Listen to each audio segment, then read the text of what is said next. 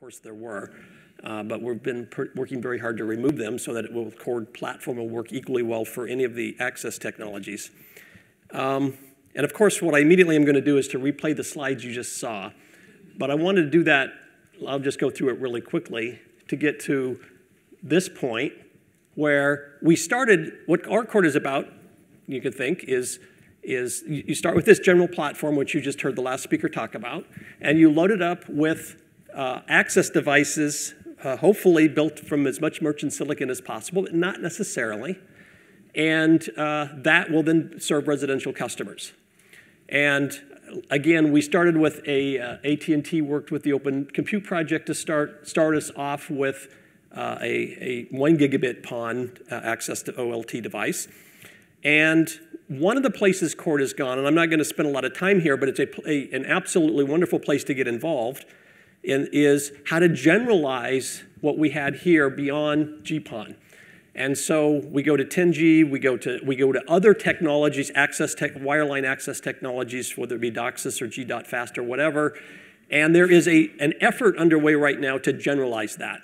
In fact, it's become such an important subpart of the Cord overall umbrella effort that it's forked off its own project called VOLTHA, which is V-O-L-T-H-A, which stands for Virtual OLT, although it's no longer OLT specific, Virtual OLT Hardware Abstraction.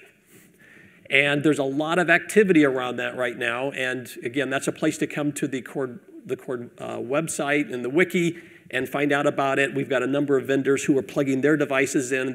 Basically, it's a hardware abstraction that's being defined so that you can plug in different technologies into a common access framework or backplane.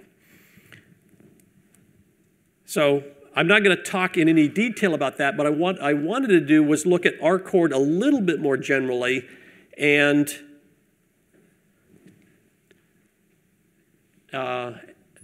how it is, in fact, that we got to a service graph that looked like this.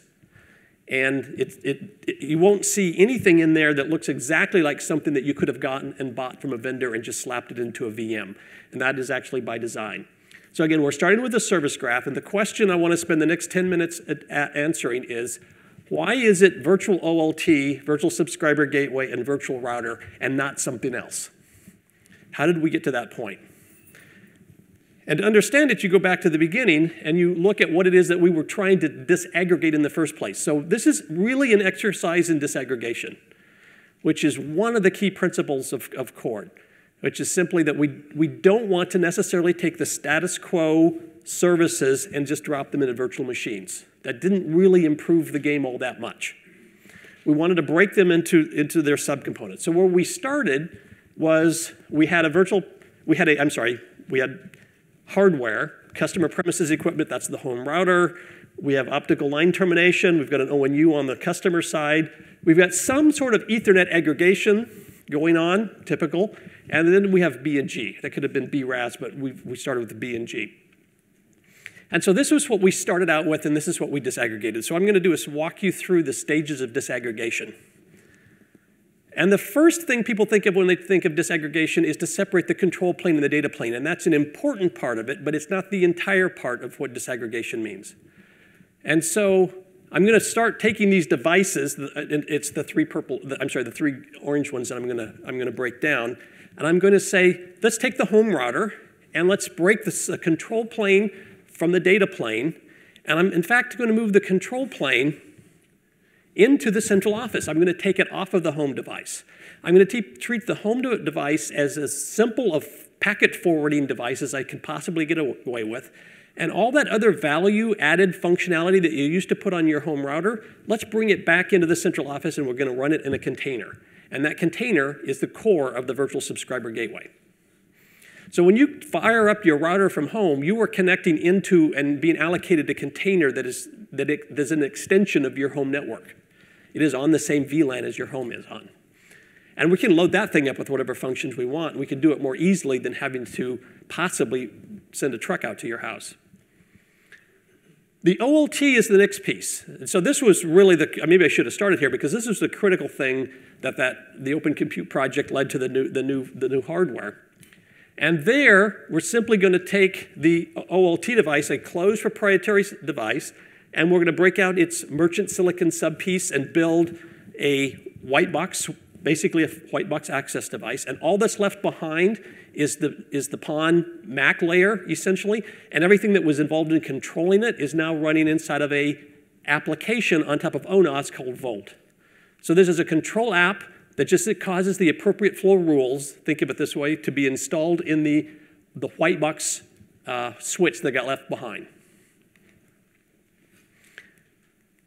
The next piece of it is the BNG. Now, anyone that knows about the central office knows that it's the tall pole in the tent. It is the place that vendors have been bundling functionality for years. And what we're basically going to do is disaggregate it by blowing it apart and put its pieces in various places. So the first part of the disaggregation is exactly the same thing, which is we're going to take the control plane and move it into an application called vRouter, and we're going to leave behind the data plane, which is simply going to forward packets. It's, again, implemented in white box switches. This is really, really important because a lot of people think, oh, you have a virtual router. You took some existing software and ran it in a virtual machine. There is no router in this in the traditional sense. This is a set of white box switches programmed by ONOS from an application running on top of ONOS called vRouter that gives you the illusion of a virtual switch, or it is in fact virtual, a virtual router and not a physical router. It's not even a VM that pretends to be a router. It is entirely installing flow rules into white box switches.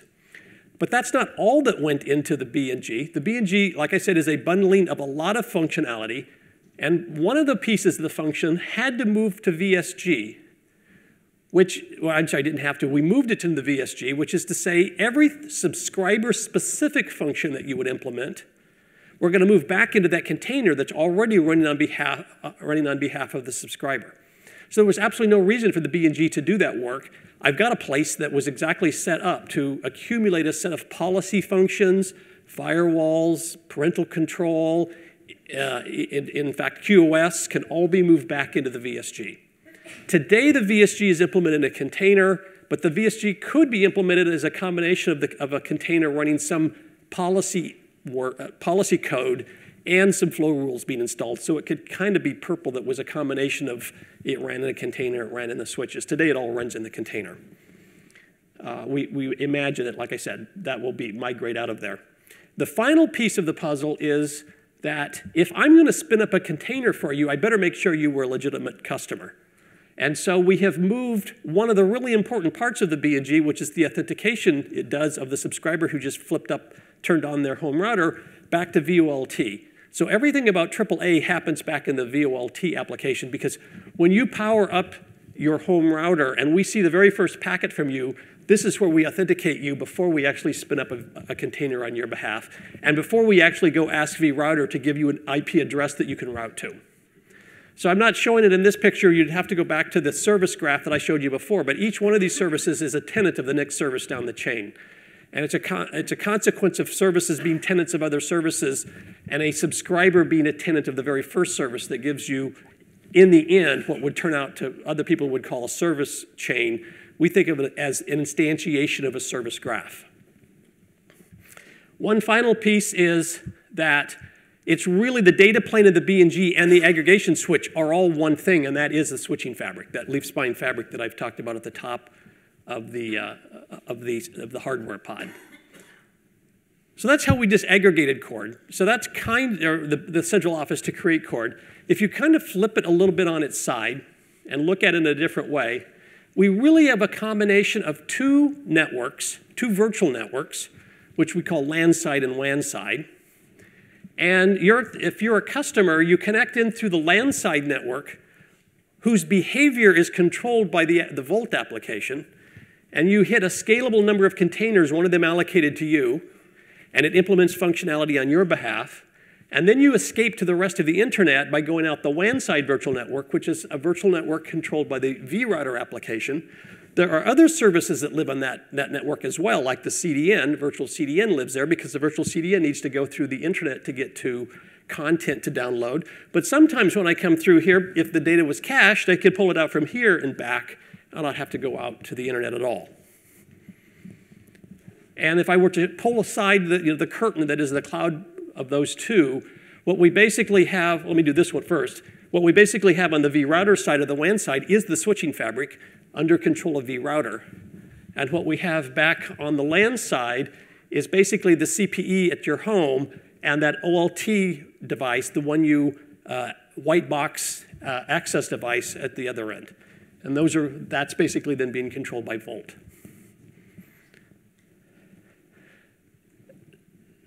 Slightly changing gears, but just to complete the picture, that whole thing called cord is in fact a unit that is manageable from a typical operator point of view. And so it has a northbound interface. In fact, let me show you the interface next. When I draw this picture, that cord controller at the top effectively implements the API by which I control cord as a whole. And that is a REST API, it's a gRPC API, it's Tosca. There's different flavors of how you actually talk to cord, but effectively it's the one entry point into cord that you then dispatch to control whatever combination of services you happen to need to touch to implement a given operation. So going back then, there are operations to onboard new services into the graph. And so this graph gets built by saying, I want vRouter, I want VSG, I want Volt. And they get loaded in. Many of them, of course, get loaded in at boot time, but you could load them in later if you wanted to. And then once they are up and running, there's a runtime control interface that lets you provision and scale the services that are in there, instantiate and manage service instances, spinning up VMs, spinning up containers, and to monitor service performance and behavior. And so that's the cornerstone of everything having to do with analytics, that we have yet another service. In fact, it's this service. One of the services running inside of cord is collecting data from all the elements that are underneath it and delivering it northbound to whoever needs to look at that data to do whatever analytics needs to be done. And that is, like everything else in here, a multi-tenant service, and depending on what access authority you have, you can get to different pieces of data. If you're root, you can get to all the data. So, yeah. Quick question. I speak loud. So, all your NBIs that you have there are not necessarily tied to the use case, right? It's only controlling the virtual machines and the NVMs that are running. Yeah, so you are provisioning the access parameters, provisioning which services the subscriber wants to run, and so on and so forth. Yeah, good question. Whoops. So what is inside the purple box is basically entirely defined by a set of models. There is a core set of models that manage the core aspects of the platform, which would include instances and networks, virtual networks and instances and so on, combinations of them, which we call slices, and combinations of those, which we call services. And so it's a rich nested model definition. But every time you onboard a service, you effectively extended that model by adding the model for your new service that just came up. So from the northbound interface, I can act on subscribers. And in fact, subscribers are a model in the system as well. So I can act on a subscriber without knowing what sequence of services would actually be behind that subscriber, and it might possibly implement that particular operation. So literally what happens, and there's a lot of other pictures I could show here, is I want to change the bandwidth I allocate to a subscriber. I would invoke an operation on a subscriber object, and it would walk what is effectively the service chain until it hit the service that knew how to implement that particular operation. So it's model-based, but it's extensible. Every time you onboard a service, you've extended the model. And then we generate the APIs, the REST API, the gRPC API, the Tosca API, from the set of models that have been loaded on. Okay, yeah. So I mean, from looking at that from a standardization perspective or from a usability perspective, that means we still need to figure out if we have, say, multiple providers of a VOLT or a VSG. They figure out some tweak on like how to do that. Yeah. Performance or whatever. Well, we still need to figure out how to. Yeah. So let's take the CDN as a really good example because there's been work there. There's nothing magic in cord that causes all CDNs to have the same interface. If you had 12 CDNs, they could potentially have 12 interfaces.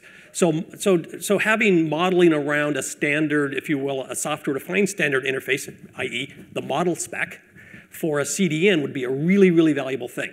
There happens to be an effort like that for the sake of CDN composition or federated CDNs, and that kind of has an interface that it would be great to adopt. But nothing, right, so if you, well, so it's an effective standard is now starting to evolve, early stages, which is to say, as different vendors plug their access devices in, we are kind of coalescing about an interface right here. So that just happened very organically. Yeah, so here's a reference implementation, time passes, coalescing, yeah, exactly.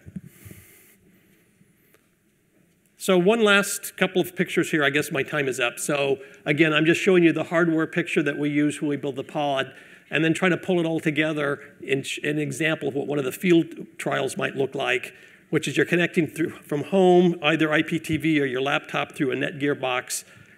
We don't touch the ONT, and then everything cord on this side, but of course the software is running on top of the hardware, and the software has northbound portals of different kinds that we can use to control and configure cord.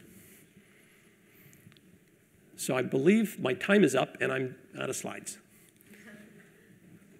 All right, so I think what's going to happen, you're next, right? So what's going to happen next is that was the platform and R cord. Now we're going to move on to the flavor of cord called M cord.